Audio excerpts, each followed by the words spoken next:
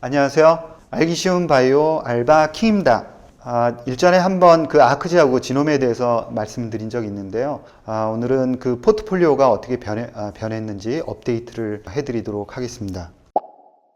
최근에 그 신문 기사를 보니까 해외에 ETF를 상당히 이제 많이 투자를 하고 계시다는 이제 뉴스를 봤습니다. 그래서 ETF를 할 때 포인트를 둬야 되는 그런 부분들에 대해서 미리 이제 좀 알아두시면 좋겠다라는 생각으로 몇 가지 이제 정리를 해봤습니다. ETF도 하나의 그 펀드처럼 생각을 하시는 게 좋습니다. 특히 이제 말씀을 드리는 아크지라든가 지놈은 거의 이제 펀드 수준으로 이제 생각을 하시면 될 것 같아요. 그래서 완전 액티브는 아니지만 ETF를 고를 때도 펀드를 고를 때만큼이나 좀 신중하셔야 되지 않을까 이런 생각이고요. 가장 중요한 거는 투자 철학입니다. 투자 철학에 의해서 모든 것이 다 바뀔 수도 있고 펀드의 성과도 달라질 수 있다 이렇게 생각을 합니다. 투자 철학을 먼저 살펴보시고, 두 번째는 운용하는 운용팀 그리고 운용하는 매니저, 이렇게 이제 커리어라든가 이런 걸 살펴보실 필요가 있고요. 세 번째는 투자 프로세스입니다. 투자 프로세스가 잘 정립이 되어 있는지 보셔야 되고, 프로세스에 따라서 포트폴리오를 형성하는 방법에 대해서 자세히 물어보시기 바랍니다. 비용도 이제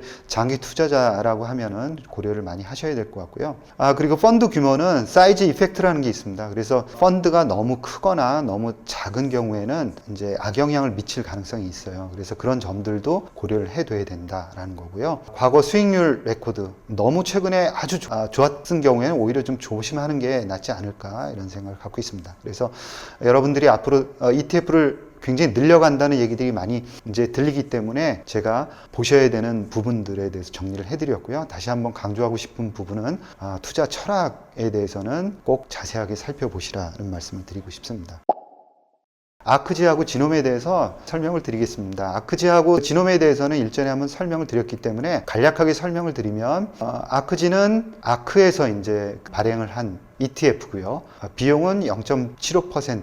그 다음에 AUM이 줄었습니다. 일전에 한 달 반 전 정도에 말씀드릴 때는 70억 불이었어요. 우리나라 돈 그 8조 정도 가는 굉장히 거대한 그런 펀드로 성장을 해 있었죠. 지금도 이제 7조 가까이 되는 겁니까? 그렇기 때문에 굉장히 큰 펀드라고 봐야 되는 거죠. 반면에 오른쪽에 이제 지놈은 AUM이 지금 우리나라 돈 한 3천억 정도 돼 있습니다. 그래서 규모의 차이는 굉장히 지금 나고 있는 상황이고요. 아크지가 이제 좀 전에 말씀드렸듯이 AUM이 좀 줄어들었습니다. 줄어든 이유는 펀드 성과가 이제 최근에 안 좋았기 때문에 그런 거고요. 그리고 펀드 아웃이 약간 있었습니다. 그러니까 환매가 조금 있었다 이렇게 봐야 될 것 같고요. 그거는 이제 크지는 않고 대부분이 주가 떨어진 부분이 이제 그 AUM 줄어드는데 기여를 했다는 거고요. 지놈은 오히려 유입이 약간 있었던 걸로 판단이 되고요. 수익률이 좀 같이 이제 좀 떨어지면서 선방을 했지만 좀 떨어지면서 제자리 걸음하고 있다 이렇게 보시면 될 것 같습니다.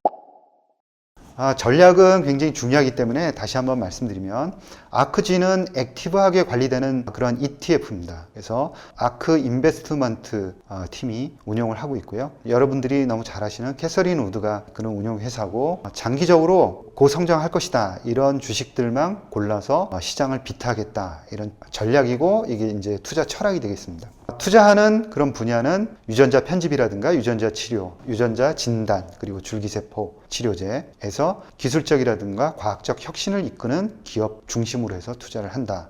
이런 투자 전략을 가지고 있고요. 그 다음에 이런 그 ETF에서는 매니저가 굉장히 중요합니다. 왜냐하면 종목을 골라내는 그런 능력이 상당히 중요할 수밖에 없어요. 그래서 누가 운용하느냐를 굉장히 잘 봐야 되지 않을까라는 거고, 변동성이 클 수밖에 없습니다. 그래서 단기적으로는 수익률이 굉장히 높았다가 또 좀 떨어질 수도 있고, 그런 변동성이 심하기 때문에 단기적인 충격을 이겨내면서 장기적인 고수익을 바라겠다라는 투자자들이 맞지 않을까라는 생각이고요. 지놈을 보면 지놈도 마찬가지로 바이오텍에 특화된 그런 ETF입니다. 편입하는 종목들도 그런 유전자 편집이라든가 그 다음에 시퀀싱, 진단, 그 다음에 유전자 치료제, 그리고 바이오 테크놀로지, 이런 이제 세부 섹터로 세부 분류해서 주식을 편입을 하고 있고요. 그 다음에 공표되는 모든 자료들을 참조를 해서 선별해서 투자하는 그런 프로세스를 정립을 해 놓은 상황입니다. 그리고 조금 전에 말씀드렸듯이 솔악티브라는 그런 인덱스를 트래킹하고 있기 때문에 1년에 한두 번 정도 리밸런싱 일어나고 그 리밸런싱 된 거에 의해서 포트폴리오를 반영하는 그런 프로세스를 가지고 있다라고 보시면 될 것 같습니다.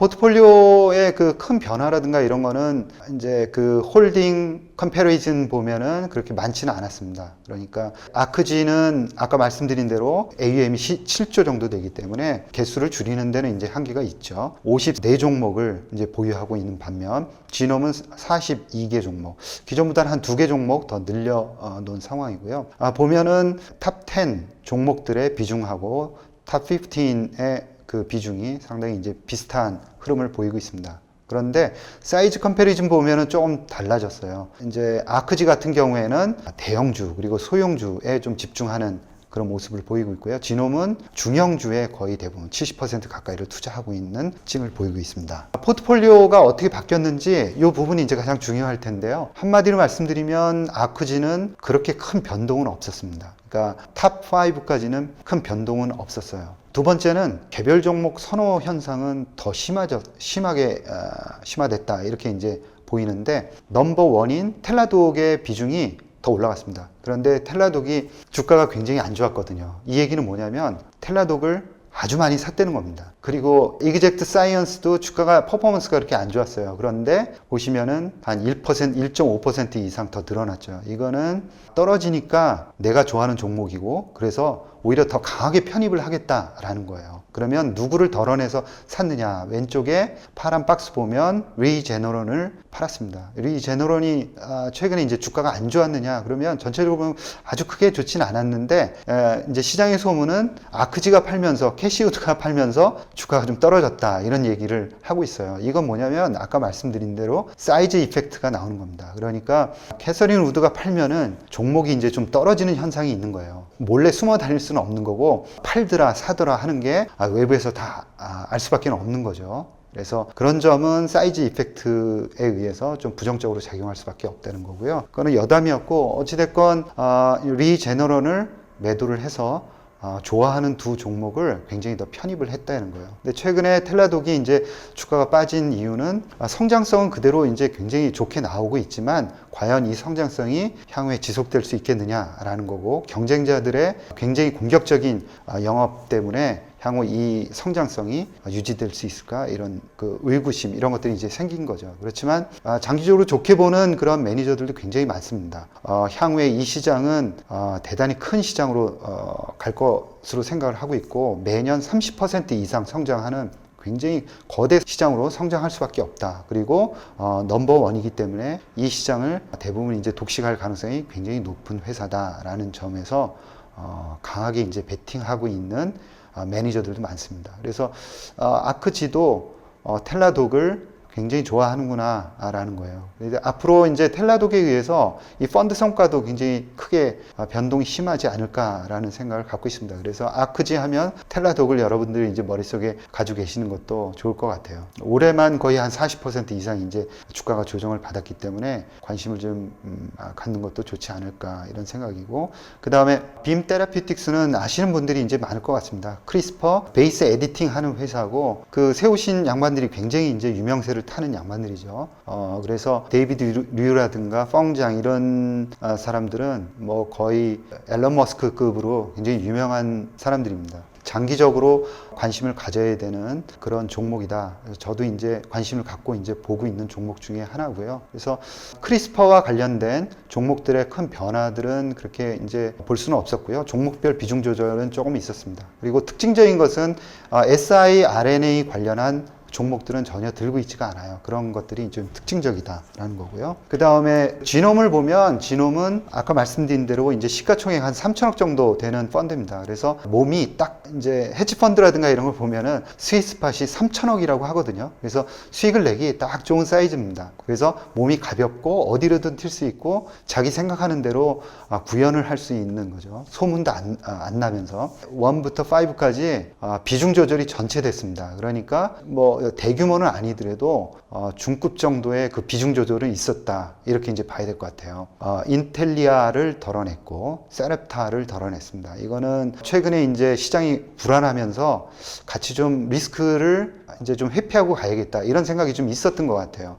그래서 두 개를 덜어내면서 오히려 siRNA 쪽으로는 비중을 좀 늘렸습니다. 그러니까 다이서나하고 에로헤드의 비중이 조금씩 늘어났어요. 그 siRNA가 이제 크리스퍼 카스9보다는 조금 더 지금으로서는 가시적인 측면이 있지 않습니까? 그래서 조금 더 안정적이다 이런 생각을 갖고 있는 것 같고요. 다이서나가 최근에 노보노 디스크한테 이제 인수가 되면서 좀 각광을 받고 있는 그런 것들도 반영이 되지 않았을까 이런 생각을 갖고 있습니다. 그리고 블루프린트가 이제 완전히 지워졌어요. 이 종목을 없앴는데 저 없앤 이유를 조금 이제 제 나름대로 분석을 해보면 최근에 랭고라는 유전자 치료제 회사를 이제 인수를 했거든요. 그 전에는 이제 저분자 화합물로 약도 많이 가지고 있으면서 굉장히 안정적인 회사로 이제 평가를 받고 있었는데 유전자 치료제가 인수되면서 좀 투자 목적이 좀 흐려지지 않았나 그렇게 판단을 한 것 같습니다. 그래서 덜어내면서 빨간 박스 친 그 회사들의 비중을 좀 늘려갔다 이렇게 보시면 될 것 같고요. 수익률을 보시면 아크지는 아까 말씀드린 대로 텔라독이 굉장히 안 좋았습니다. 그래서 한 달 수익률이 17%가량, 오른쪽에 이제 표를 보시면 17%가량 안 좋았어요. 그렇지만 지금 3년 수익하고 이제 5년 수익률을 보면은, 특히 5년 수익률을 보면은 그렇게 큰 변동이 있다라고 생각되지는 않거든요. 그래서 아직까지는 펀드런이 생기지는 않고 있는 상황입니다. 신뢰는 아직 갖고 있고, 이제 보셨겠지만 투자 처력이 굉장히 확고합니다. 그리고 좋아하는 종목들에 대해서는 일단 뚝심은 있어 보여요. 그렇게 쉽게 변하지도 않고, 그리고 또 항공모함 같아서 이제 쉽게 종목을 버리고 뭐 색깔을 바꾸면서 진홈처럼 자유자재로 포트폴리오를 구사하기는 굉장히 어려운 상황이라는 그 두 가지 점이 작용을 하면서 어찌됐건 그 철학에는 일단은 맞게끔 흘러가고는 있다라는 부분이거든요. 그래서 아크G라는 ETF를 투자하시는 분들은 철학이 그렇게 손상되거나 그러지는 않았다라고 이제 생각을 하실 것 같아요. 그래서 향후에 수익률이 조금 최근에 부진하긴 하지만 좀 두고 보겠다 이런 생각을 가지실 것 같고요. 이제 지놈은 상대적으로 한 달 수익률 보면은 좀 양호했습니다. 한 6% 정도 마이너스였는데 왜 양호했다라고 말씀을 드리냐면 유전자 치료제하고 혁신적인 치료제들이 많이 들어가 있는데 그런 치료제 그 주식들이 최근에 별로 좋지는 않았는데 그런 것과 비교하면은 상당히 이제 괜찮았다라는 거고요. 대신 이제 아직까지 3년 수익률이 나오지 않았기 때문에 장기 수익률을 논하기는 굉장히 어렵습니다. 그래서 아직까지 그 수익률과 관련해서는 크게 코멘트 드릴 부분은 없지 않을까 이런 생각을 갖고 있습니다. 그래서 기존의 아크지보다는 지놈이 좀 낫겠다라고 이제 말씀을 드렸는데요. 역시 이제 그 수수료라든가 투자 전략, 포트폴리오 구성, 그 다음에 아까 말씀드린 사이즈 이펙트, 뭐 향후에 이제 수익률 이런 것들을 보더라도 지금 상황에서는 지놈이 조금 더 유리해 보이고 포트폴리오도 조금 더 나아 보이지 않나 이런 생각을 갖고 있습니다. 그 ETF가 엄청 다르다고 느껴지는데 네. 투자 성향을 좀 생각을 해보면은 진업은 좀 안정적으로 이제 같이 계속 갈 수 있는 이런 느낌이고 아크지는 이제 캐서린 우드를 따라서 뭔가 믿고 한 번에 대박을 노리는 이런 느낌이라고 생각해도 될까요? 그 표현이 거의 이제 대부분 맞다라고 뉘앙스는 맞다라고 생각을 하고 있습니다. 그래서 아크지는 종목의 승부를 하고 있어요. 이제 자기가 옳고 아주 장기적으로 맞다라고 생각을 하면 그 종목들을 아주 뚝심 있게 가져가는 그런 전략을 구사를 하는 거고요. 좀처럼 이제 그 목표로 하는 수익률에 도달하지 않으면은 뭐 트림하거나 이런 조금씩 덜어내거나 이런 모습은 보이지 않을 것 같고요. 반면에 지놈은 트래킹하는 인덱스가 있습니다. 솔악티브라는 인덱스가 있어서 그 인덱스가 변할 때마다 그거와 맞춰서 어느 정도는 포트폴리오를 조정해 나가는 그런 겁니다. 그러니까 시장하고는 어느 정도 타협해 가는 그런 모습을 보일 거고요. 아크지는 전혀 그런 타협 없이 자기들이 좋아하는 종목을 골라서 집중적으로 이제 투자를 해서 거기서 이제 알파를 내고 대신 우리가 단기적으로는 모르겠다. 그러나 장기적으로는 우리를 따라올 수 없다. 우리를 믿어달라. 이런 전략이라고 생각하시면 될 것 같습니다. 아크지에서 많이 편입하는 종목들은 어느 정도 캐서린 우드가 기술력을 검증했다 이렇게 보는 의견도 있는데 네. 캐서린 우드라는 사람을 약간 그 기술력 검증 측면에서는 조금 믿어도 될까요? 캐서린 우드는 그 혁신적인 거를 굉장히 좋아하는 양반입니다. 그래서 혁신이 있느냐 없느냐 하는 부분을 굉장히 따지는 거죠. 그래서 단기적으로 어떤 비용이라든가 리스크가 조금 있더라도 아주 장기적인 측면에서 혁신을 일궈내면서 이제 그 시장을 대부분 먹을 수 있는 그런 MS를 대부분 가져올 수 있다라고 판단을 한다 그러면은 단기적인 변동성을 견디면서 아마 끌고 가는 그런 스타일이지 않을까 생각을 하고 있습니다. 그래서 아마 이제 캐서린 우드의 조금 전에 말씀드린 그 특징을 아는 게 중요해요. 그러니까 우리가 이제 같은 얘기긴 한데 어디에 포인트를 맞추느냐에 따라 가지고 전혀 달라질 수가 있는 거죠. 그래서 아까 말씀드린 대로 단기적인 변동성을 이겨내면서 그 멀리 보고 갈 수 있느냐, 내가 그런 성향이냐, 아니면 단기적인 변동성은 도저히 견딜 수 없다라고 생각하느냐. 아까 이제 뭐 다른 얘기긴 하지만 툴젠이든 아니면 크리스퍼 카스9은 변동성이 심할 수밖에 없어요. 왜 그러냐면 임상이 나오는 결과에 따라서 주가는 굉장히 크게 요동칠 수밖에 없을 겁니다. 굉장히 불안하죠. 그런데 한 5년 후 만약에 이제 3년이고 5년 후에 제대로 된 치료제를 만들어내면서 희귀질환 치료제에 대한 가능성을 완전히 보여줬다 그러면은 다른 치료제를 대체할 수도 있겠구나 이런 생각들이 들면서 시총은 굉장히 크게 뻗어나갈 수 있거든요. 그래서 그런 가능성을 보고 단기적인 충격을 견뎌낼 수 있느냐 하는 그런 개인적인 성향을 보는 것이 중요하다고 생각하고요. 캐서린 우드는 단기적인 변동성보다는 미래의 그런 혁신적인 기술을 가지고 그 시장을 열면서 그 대부분의 시장을 가져갈 수 있는 그런 기업에 집중적으로 투자를 하고 있다라고 생각을 하시면 될 것 같습니다.